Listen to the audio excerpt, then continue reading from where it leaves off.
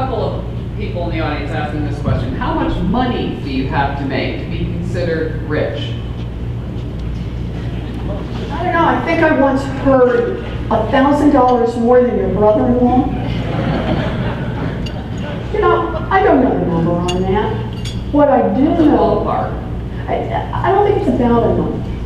What I really think this is about is the kind of strain that families are now under, and how that strain is no longer just about the poorest families, just about the families who are working marginal jobs and who didn't get an education. This is what my book, The Two, I don't want to be out there plugging books, okay? But the book, The Two Income Trap, was about nearly a decade ago. It was about how the economic pressures and the changes in policies over the last generation have made it tougher and tougher to survive economically for people with higher and higher incomes. The point of risk has moved way up the ladder, and that was the point of the two income trap.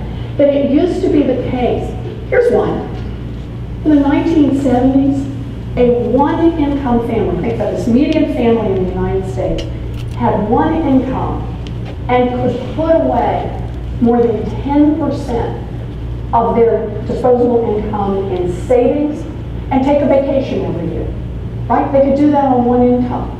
By the time you roll forward a generation to the 2000s, a family with two incomes, and even adjusted for inflation, a much higher total income, because of the increase in costs in other areas, in healthcare, in housing, in transportation, in education, that family was putting away less than 1% in savings. They were carrying a huge debt load and simply living paycheck to paycheck.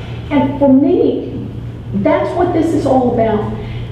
That didn't happen as a natural force. It didn't happen like the way high tides happen or tsunamis happen. It happened because of deliberate choices made in Washington, choices that favored those who could hire lobbyists, and not choices that favored hardworking